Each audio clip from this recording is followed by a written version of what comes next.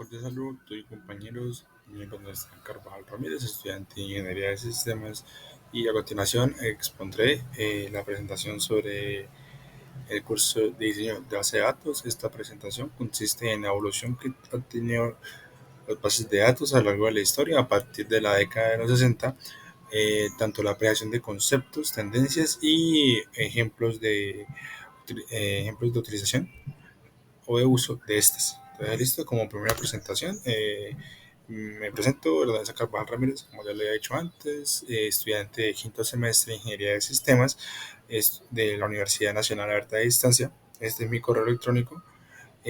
Lo que yo aspiro o quiero para este curso es que me proporcionen las habilidades y conocimientos necesarios para resolver problemas complejos de manera organizada y efectiva. Actualmente yo estoy trabajando en una empresa de desarrollo de software donde hago uso de base de datos, hago maquetación de base de datos, así como desarrollo frontend, desarrollo back. Entonces estoy bastante relacionado con estos conceptos y con las aplicaciones que vamos a tener. Entonces estoy comenzando ya con la presentación. Voy a exponer primero sobre la evolución de la base de datos. Las bases de datos han ido evolucionando de manera significativa desde la década de los 60, como ya dije anteriormente, adaptándose a las necesidades cambiantes de la tecnología, ¿sí? Entonces, como primera instancia, tenemos la base de datos jerárquicas que se aparecieron en 1960. Una de las ventajas de estas es que es un acceso rápido a datos predefinidos y a una estructura rígida, pero lo que no es tan favorable, digamos que le falta flexibilidad y pues los cambios de la estructura requieren un rediseñado, ¿sí? Esas bases de datos se organizan de una estructura de forma de árbol, digamos, donde padre, hijo, y de los hijos salen los abuelos, los nietos, así sucesivamente, ¿sí? Seguimos en la década de 1970, que son las bases de datos de redes, cuyas ventajas son que tienen mayor flexibilidad en comparación a las bases de datos de manera jerárquica, que tienen representación de relaciones complejas. Una de las ventajas es que su complejidad de implementación y mantenimiento es abismal. Esta base de datos se extiende al modelo jerárquico, permitiendo relaciones más complejas, dando un nodo puede tener múltiples padres. ¿Sí me hago entender? Prosiguiendo, tenemos la base de datos relacionales que aparecieron en 1980, cuyas ventajas es la facilidad de uso, integridad referencial y flexibilidad y estandarización. Las desventajas de estas bases de datos es que son menos eficientes para volúmenes muy grandes y datos no estructurados, ¿sí?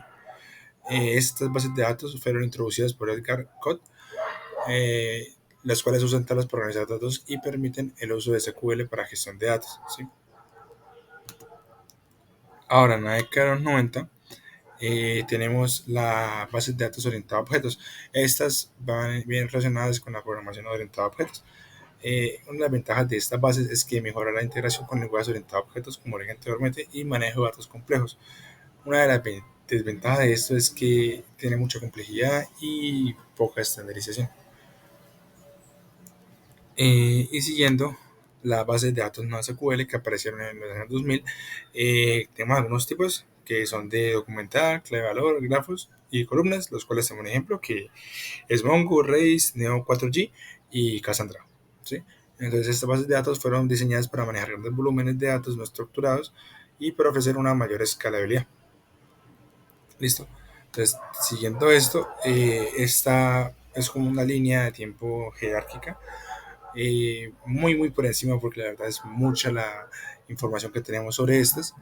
Entonces es como una generalizada y frente a las más importantes o las que tuvieron mayor relevancia, ¿sí?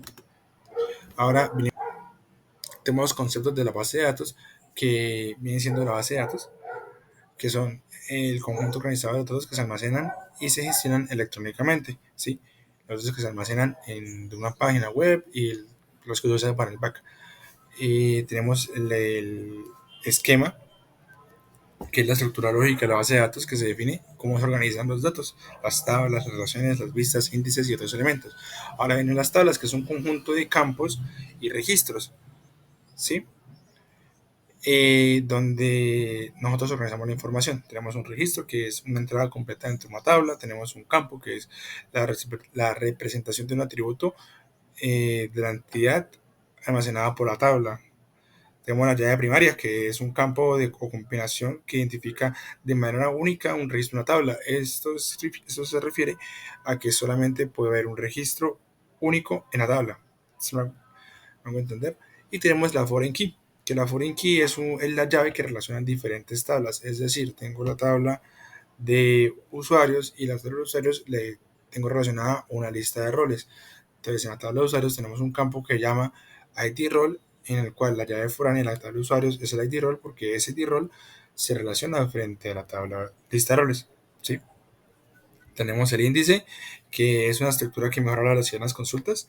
Esto por lo generalmente se hace en los scripts, donde se define el index, el índice, la primary key y la foreign key.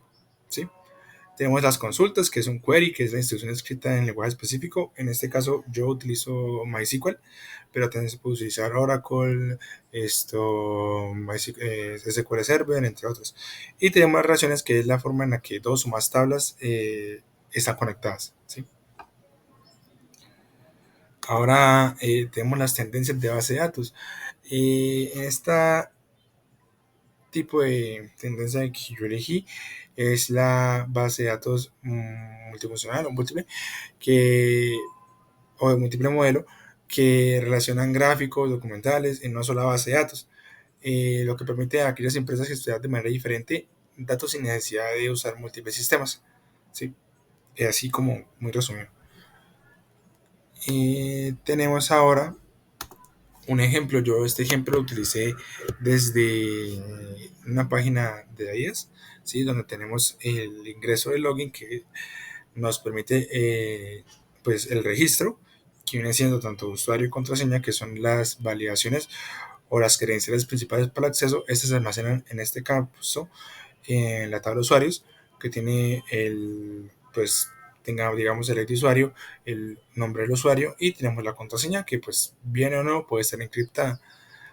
Como segundo tenemos la actualización de registros, que es una información inicial donde nos dan los datos que tenemos, nuestro sexo, el correo electrónico, la contraseña, sí, podemos cambiarla.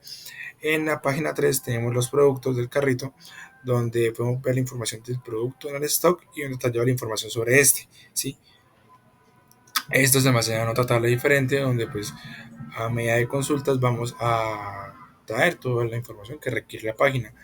Y pues el último es una trilla de pago que clasifica o nos da un comportamiento de los productos. ¿Sí? Esto también pues es una consulta generada, una consulta especial que uno genera y ya. Como conclusión tenemos que la base de datos evidencia una constante respuesta a retos tecnológicos y de mercado, estableciendo modelos jerárquicos iniciales hasta desde la nube y su distribución. Esto se ha procurado para optimizar eficiencia, escalabilidad y adaptabilidad. ¿Listo? Entonces, eso es todo. Muchísimas gracias y hasta luego.